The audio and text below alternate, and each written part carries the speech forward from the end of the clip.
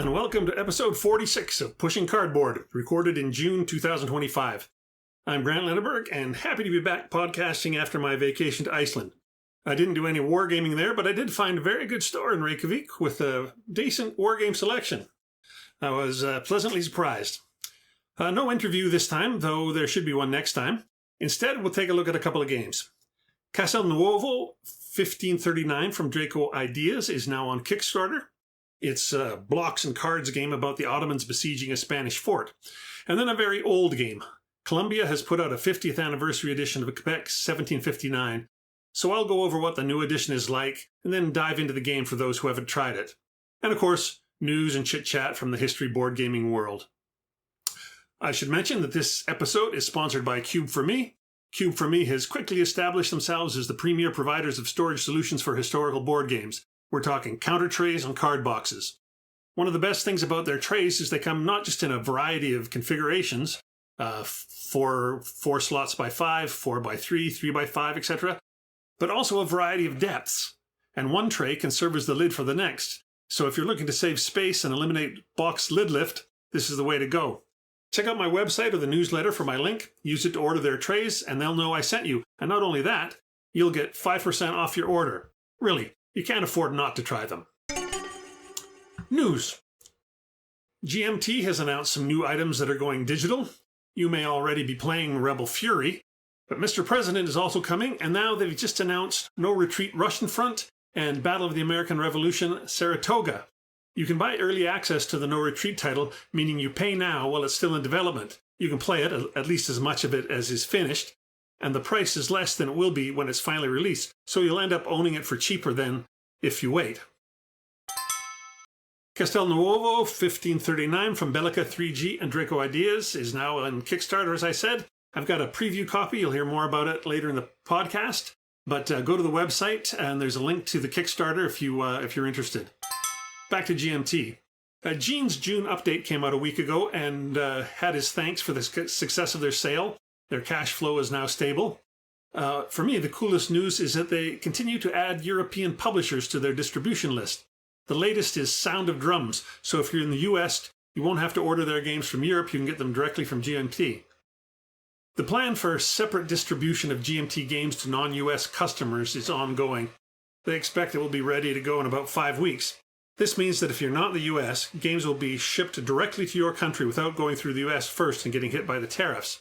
In the meantime, they're releasing a few things in the US only while they work out the international shipping plan. There's a Talon reprint, a bunch of Space Empire stuff, and then the one title that many of you have probably been waiting a long time for. And if you're not in the US, you're going to be waiting even longer. It's Barbarossa Army Group North 2nd Edition. So happy days for those of you in the US that are going to get that. There were a huge whack of counter errors in Battle for Normandy. There was, I think, 91 or something. So anyway, GMT is replacing them for free. If you ordered the game via P500 or through the GMT website, you don't have to do anything. They're going to just ship them to you automatically. They already have your address. If you bought the game in a store, contact GMT and they'll send you the counters for free. The only additions to P500 are reprints of Paths of Glory and Last 100 Yards Russia. This is a huge reduction from what we're accustomed to seeing, but it's pretty much in line with what Gene had said they were going to do. They plan to scale back the release schedule and be very careful until it feels like the tariff situation is settled for good. And finally, Kevin Zucker has released a ton of back issues of his Wargame Design magazine for free in a PDF format. Zucker, as a designer, has devoted most of his career to designing Napoleonic games, and his library of Napoleonic battles is the gold star for many gamers. Anyway, there's 38 issues of his magazine available. It's a hugely generous offer. Check it out. What's on the table? Well, as usual, I have a few Vassal PBMs going. Not as many as I used to, as podcasting and YouTubing is cutting into my playtime. At the start of the year, I listed a few games that were on my shelves unplayed that I wanted to try to get to this year. I can't say that I'm halfway through the list, but I have been playing a pretty big one, Axis Empires. I'm playing the Totaler Krieg scenario, so it's just the European side of the war. I let this one sit for a while, as it's pretty big. I mean, it comes in a big box, it has a lot of components and multiple rule books. But I found someone else who wanted to learn it, so we've dived in, we're making our way through. Axis Empires is a grand strategic World War II game for those who haven't seen it. I'm the Axis, though in our game at the moment that's just Germany, as Italy is not seen fit to join me yet, probably due to poor card play on my part or poor organization of how I'm doing things. Speaking of cards, a huge part of this game is the card system. There's 9 turns per year, and on 4 of those turns, you'll play a card. The cards are for big decisions. For instance, in the early game, you use them to chart your course. Germany has cards for more mobilizing forces, for demanding territory, like Czechoslovakia, Austria, Denmark, things like that, or for supporting the civil war in Spain. You'll have to decide between signing the Nazi-Soviet pact or instead trying for a pact with some of your Eastern European neighbors. And then as things ramp up, we get to the early war. Often these cards come in sets where you have to pick between 2 and discard the other. You choose between, say, invading France or launch a limited offensive versus the Soviets. You choose between Operation Barbarossa or Operation Sea Lion, stuff like that. The cards really shape how you proceed through the war, but the choices are all between what really happened and what were alternate plans. It's not really totally pie-in-the-sky stuff here. Each card may grant you a role on some tables that affect the world events. You can make allies or enemies with the minor countries this way. And then they often also grant you more and more units. There's a bunch of phases in the game, and you really have to read the wording in the cards and rules carefully to make your way through it. The rules are pretty good, definitely complete as far as I can tell, but I often find it a struggle to find what I'm looking for. Thank God for PDFs and search. The movement and combat system are pretty straightforward, with an interesting twist. On turns where you're making an offensive, using one of those cards, you'll be granted 1 to 3 blitz markers. Either side, they just call them blitz either way. You place them on the board where their radius will activate a bunch of your units once their movement is done. Then there's this round of blitz combat where all these blitz activated units can attack, including advance after combat and overruns, the whole works. And then immediately after that, it's regular combat, so all the blitz units can attack again, as well as all your other non-blitz units. There aren't a ton of blitz markers available. Case yellow, the invasion of France, only gives you a single marker, for example, whereas a big one like Barbarossa gives you 3, which you'll definitely need. Anyway, I'm having a great time, making tons of mistakes, trying to figure out how to wake up Italy while I'm already into Russia. We'll see how it plays out, but this really feels like a top-shelf World War II grand strategic game. I'm looking forward to continuing with it, and I'll probably play it again and again. New games in the collection. Well, hard to believe, but I only got 2 new games in the past 6 weeks. Band of Brothers, Stalin's favorite. This was a Kickstarter I backed, and it never arrived. I started noticing people mentioning it on Board Game Geek and whatnot, so I contacted Worthington and said, hey, I didn't get my copy, and they sent me a new one right away, so hats off to Worthington for that. And then the other one is 1916 Verdun, Campaign of Attrition. This is by CSL, Conflict Simulations, LLC. It's a company I know very little about, but my local game store decided to carry some of their games, so I bought this one as a test. We'll see how it goes. I'm sure you'll hear about it from me down the road. Okay, let's take a look at Castelnuovo 1539 from Bellica 3rd Generation and Draco Ideas. Bellica 3G are the design house and Draco are the publishers. It's a bit confusing because Bellica have some games for sale on their own site, but also some games distributed by NAC in Spain, or in this case, by Draco. So anyway, it's Bellica 3G represents basically the designer, Francisco Ronco. And he also designed an underappreciated game a while back called Coral Sea, I think 2010. I think it suffered maybe from a rules translation, but the game apparently is really good. And then he also designed the recent von Manstein's Triumph. And he's got 7 other designs. So anyway, this game uses the bones of the system he used in the von Manstein game, as well as his Santa Cruz 1797 game, neither of which I've played. But anyway, whatever that system is, it's obviously non-era specific. Do you know anything about the siege of Castelnuovo in 1539? Me neither. It's the story of a group of about 3,500 Spaniards in their castle and exterior battlements, holding out for as long as possible against an overwhelming force of 50,000 Ottoman, led by Barbarossa. The Spanish had no hope of winning, but in the classic fashion, when they were offered surrender, they replied, "Come when you want." Heroic but doomed. To make it a game, the Ottoman player must take the 3 key sectors of the main castle before taking 12 points in losses. So they just can't take forever, and they can't lose too many. So both sides have a chance to win. The game has top-notch components, as we've come to expect from so many of the European publishers. A mounted area movement map board that I had no trouble getting to lie flat. Blocks with lovely stickers, one-sided, so they stand upright facing their owner, causing a bit of fog of war. And then wood bits representing artillery, castle walls, bastions, and trenches. Each player also has their own deck of 36 cards.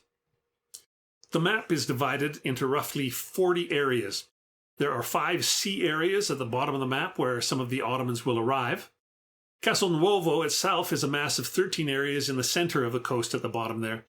The areas on the outside of the fortress all have walls, and these will get wood bits placed along the outside, indicating each section of walls that hasn't yet been breached. The majority of the Spanish forces will start inside these walls. The Spanish also get 4 bastions and a few troops to set up outside the walls to try slow the Ottoman down. The key thing about the bastions and the walls is the space can't be attacked until the bastions or walls have been eliminated with artillery.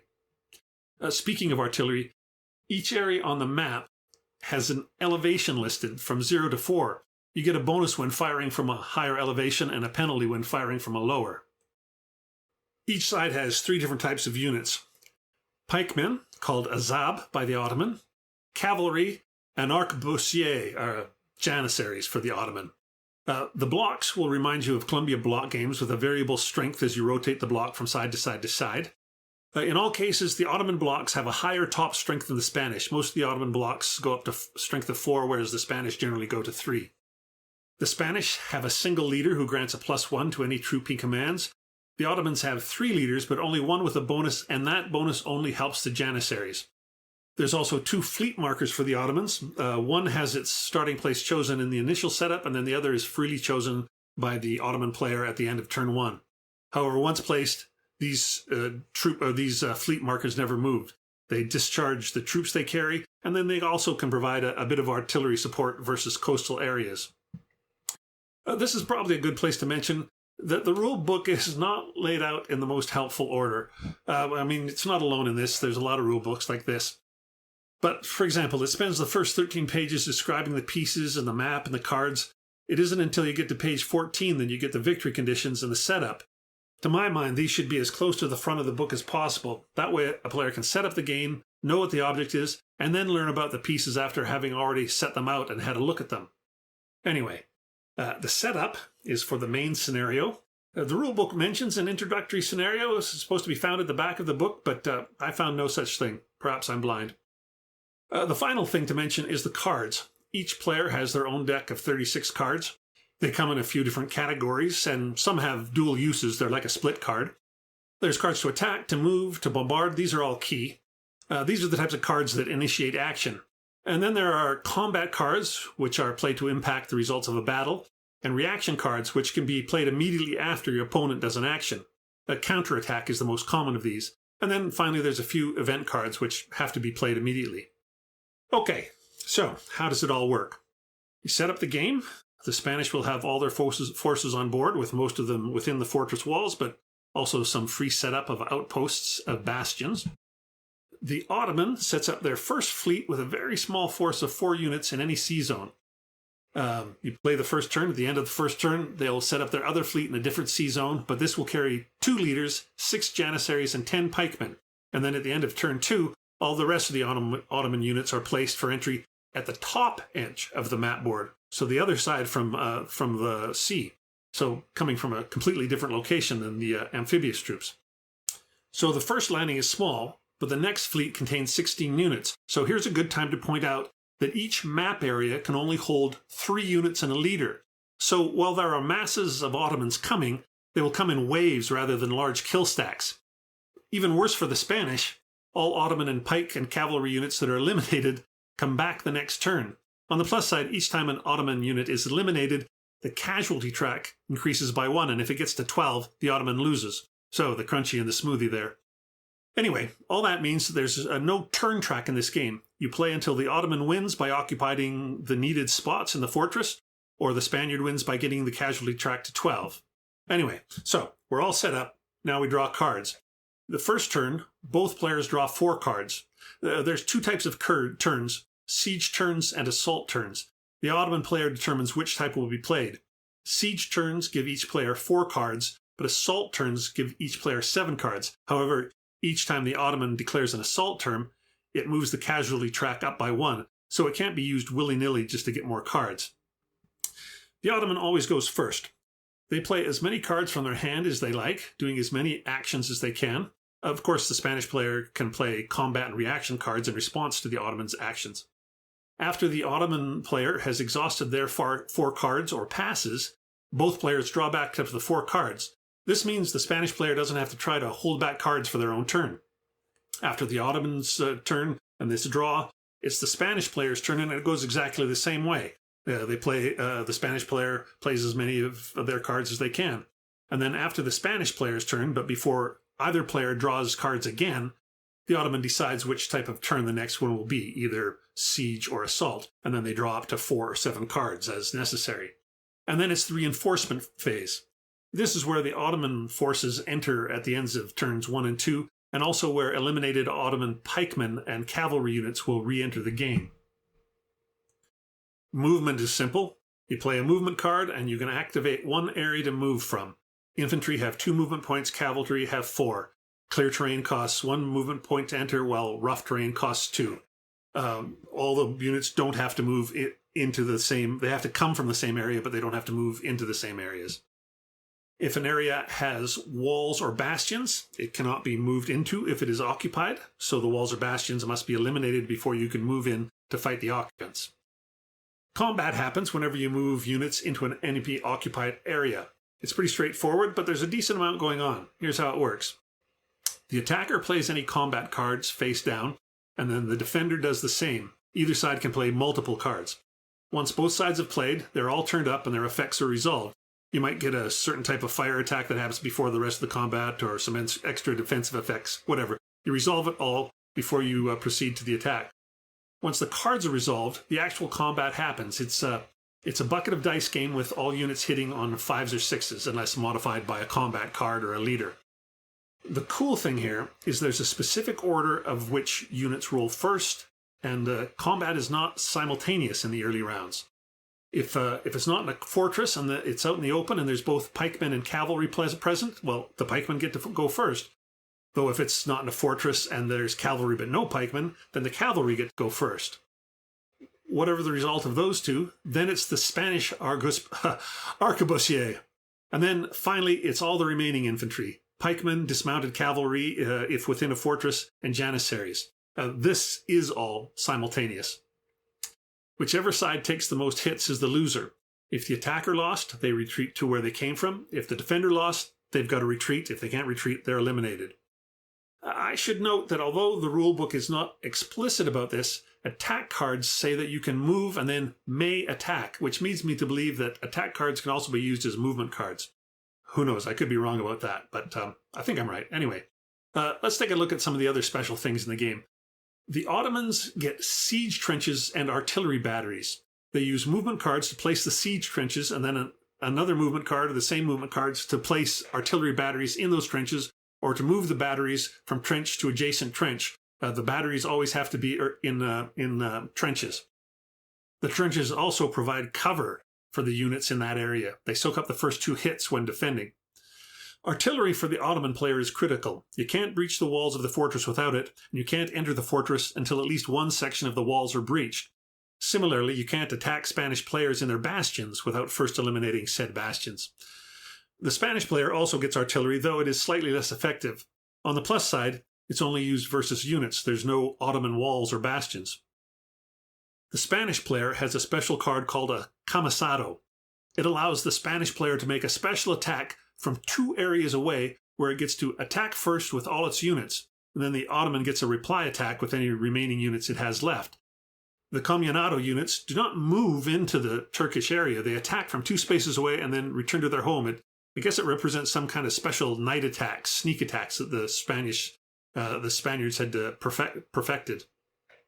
There's repair cards for the Spanish, where they're allowed to repair some of their broken walls or bastions. Not too many of these, but their inclusion means the Ottoman cannot let up pressure for fear any breached walls get repaired before they get through them. The Spanish player has a mines card, which allows them to attack Ottoman units in or adjacent to zones with Spanish walls or bastions. And they also have cards known as chevaux de frise. This allows them to build a little extra defense in an area. And then finally, the Spanish also have a special arquebusier card. It's this reaction card that lets the Spanish player reveal his arquebusier units whenever an Ottoman moves adjacent to the Spanish, and they get this special attack against those moving Ottomans. Kind of like a first fire card, really, or something like that. Anyway, you can see many of the special cards are for the Spanish, and that's because the Ottomans get more fire and move cards than the Spanish, as the Spanish don't really need them. It also shows you the way that the Spanish are interesting and fun to play. The Ottomans do get some cards of their own, notably a volley card to increase the power of their janissaries, and a fire device card, which is used a little bit like a grenade attack before a real attack. As you've probably surmised by now, the key thing for the Ottomans is to breach the walls of the fortress and get inside. It's important to note the Ottoman can attack areas with intact walls if they were attacking from within the fortress, so you only have to breach, meaning, they're not having to actually scale the walls once they're inside. It's pretty obvious when you look at it. Anyway, in my experience, once the Ottoman has breached a wall or two, the clock starts really speeding up as to how soon the end of the game is going to come. It's not going to take them too long to secure all 3 victory spots within the fortress. Well, I had a few frustrations with the rulebook. For the most part, I really enjoyed this game. Siege games are not necessarily my thing. I tend to think the besieged player just doesn't have enough to do, but here the Spanish have plenty of tricks and fun cards to use. And the fact that the Ottoman is on a countdown where they can only use 12 casualty points really gives the Spanish a chance to win. Also nice about this game, a typical game lasts no more than 90 minutes, so you can easily play twice in an evening, maybe swap sides if you feel one side is advantaged. And I was also thinking you could bid for casualty points as a way to balance the game if it came to that. If you think the Ottomans are overpowered, don't let them have 12 casualty points, only let them have 10, something like that. Anyway, Castelnuovo 1539 has been a good experience for me. It makes me interested to try more of Francisco Ronco's games. As I said earlier, I have the Coral Sea game on the shelf, so looks like I better try it out. Game 2. Quebec 1759. Let's talk about a game released way back in 1972 by a fledgling game company, Gamma 2. Quebec 1759 was their first game, and it was revolutionary. Gamma 2 would soon change its name to Columbia Games, and Quebec 1759 has been in print ever since. I'm looking at this game today partly because I like including older games in the podcast, but also because Columbia released a 50th anniversary version that is just beautiful. I'll go over what the new version is like and then talk about how the game works for those who've never played it. The new cover art is sensational. Artist Richard Luschik has a deep, saturated palette. The red coats are this amazing red. This is the 4th cover art for this storied game, and I think it's the best yet. I know many might prefer version 3 for sentimental reasons, but this new one is a winner. Likewise, the new mounted map is stunning. It's harder for me to say it's a clear improvement over the previous map, as I quite like that one. It was like an engraving that had been watercolored. This new one is more full color and colorful, but it retains a certain period feel. The colors are muted compared to the box cover, which is how you'd want it. You want the units to stand out on the map. Also, the new mounted map is wider than the previous cardboard map. The old map was about 10 by 32. The new map is 17 by 33, so there's much more room for the units. Also in the new edition is a small battle board, painted in the same colors as the map. It's not really necessary, as you can still deploy your troops in 3 columns and a reserve just to the side of the table, but it's kind of a nice extra. And then the blocks. Well, this game probably owes a debt to Stratego for the idea of upright pieces that only the owner can fully see. The new twist was the rotating mechanic, where a block might have 4, 3, 2, or 1 pips on its 4 edges, and you rotate the block to show how much of its strength is left by how many pips are on the top facing. My previous blocks in my previous version were quite nice, bright red and blue with full color stickers for the faces. These new ones are very similar, except again, they're larger. Whereas the old ones were about 3/4 of an inch square, these new ones are a full inch square. If you find an older set, I think, a really older set, I think the original blocks were not stickered, but had white paint on blue and red blocks, silk screen maybe. And then I saw that there was an edition where the printing was embossed gold paint rather than white paint. The other ones, I mean, they were great in that they were painted. I love that they were painted rather than stickers, but only one color, and the iconography was pretty rudimentary. I think the new big ones with stickers are actually a big improvement. The new rule book is full color, but otherwise looks to have the same contents, same rules, same historical notes. Oh, one other slight difference. My previous version is the classic Columbia pizza box, the generic box, a white game box with a slip sleeve cover. This new version is a proper box and lid. And if you, I don't know if I explicitly said it, but the new map is fully mounted rather than just a cardboard map. Anyway, that's what's new. Do you need the new version if you have a copy already?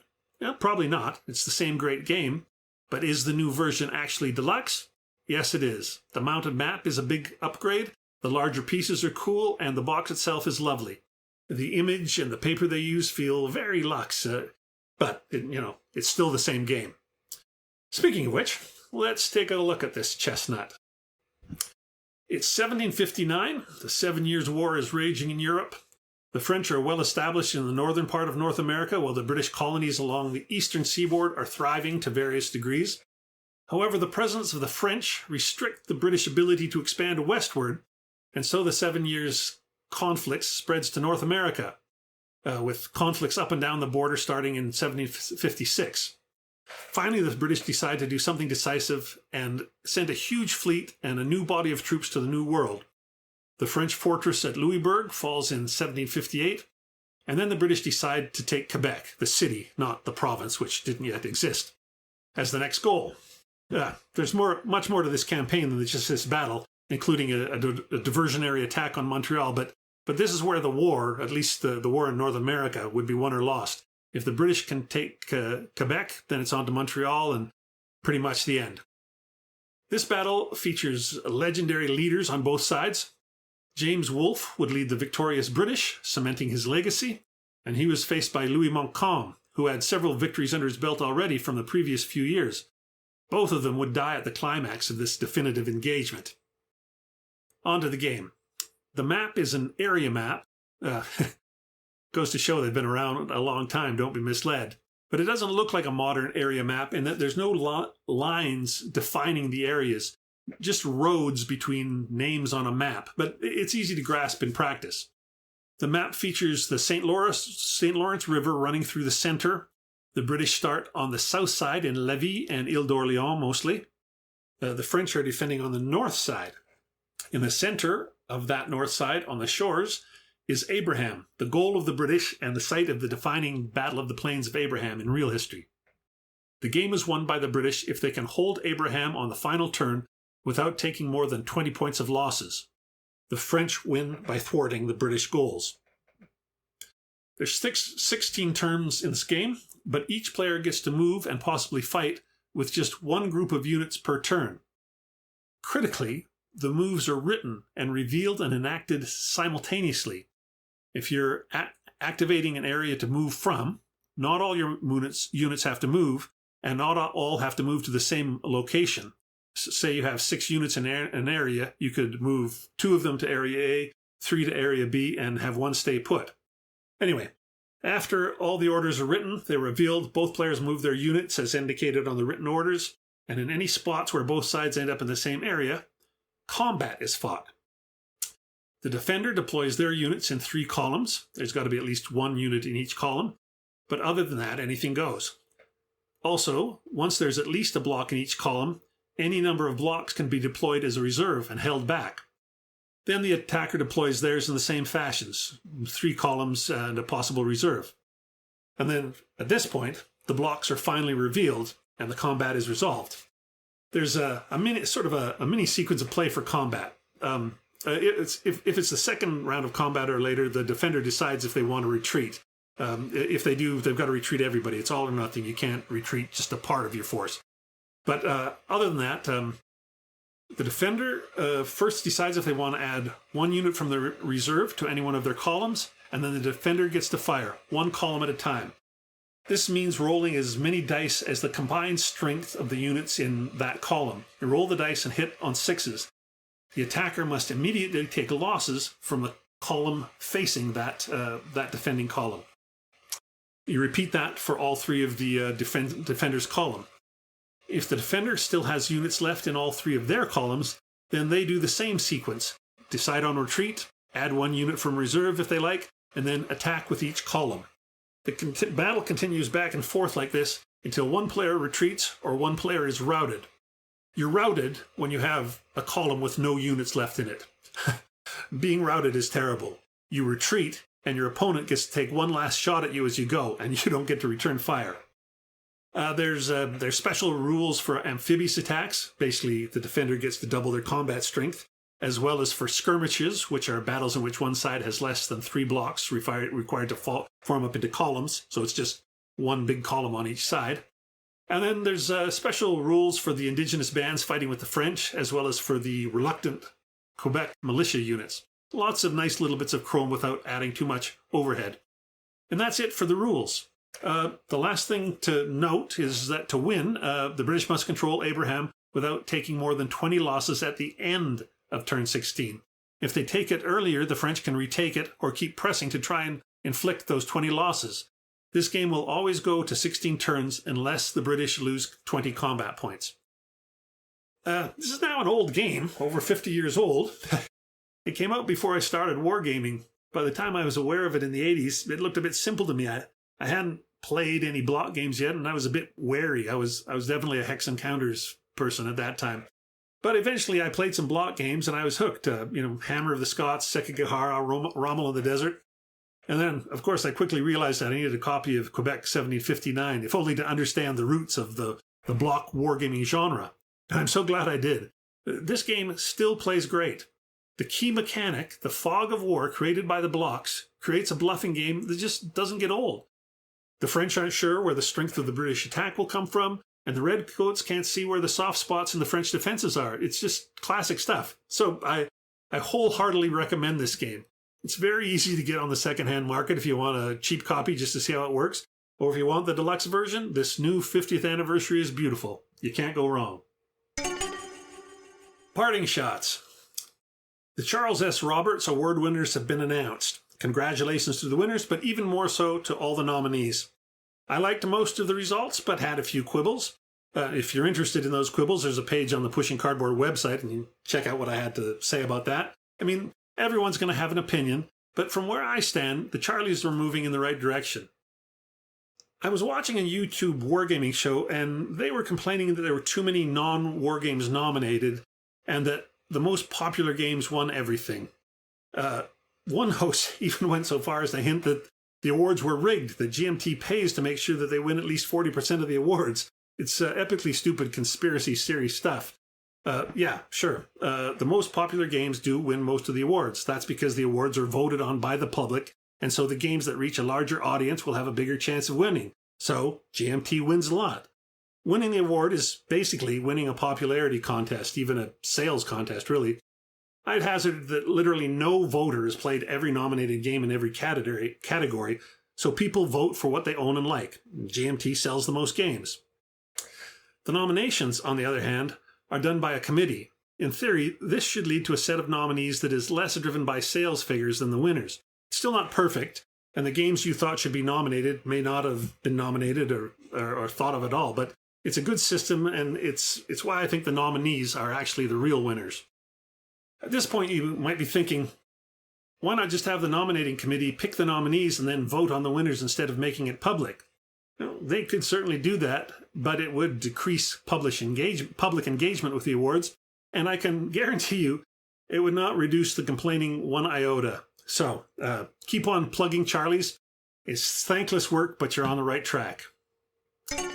Okay, thanks as always to all the Pushing Cardboard supporters, whether it's by becoming a Ko-Fi patron or buying swag or whatever. It helps pay those hosting and streaming bills. And thanks as well to everyone who takes the time to stop by the website or the Discord channel. It's all appreciated, and I love meeting you and talking with you. In the newsletter and on the website are affiliate links for both Cube for Me and Noble Knight Games. Please use them. Check them out. It's yet another way to support the podcast if you're so inclined. If you'd like to receive the newsletter and don't yet, you can sign up at the website. There's a newsletter just for the podcast, which contains links to most of the things we discuss. And then there's another one if you want to be notified of any special events. That one gets used much, much less often, but I recommend it just in case something comes up. And there may be a third one coming, just to remind folks every 2 weeks about the live stream. We'll see. Anyway, that's it. Until next time, have fun.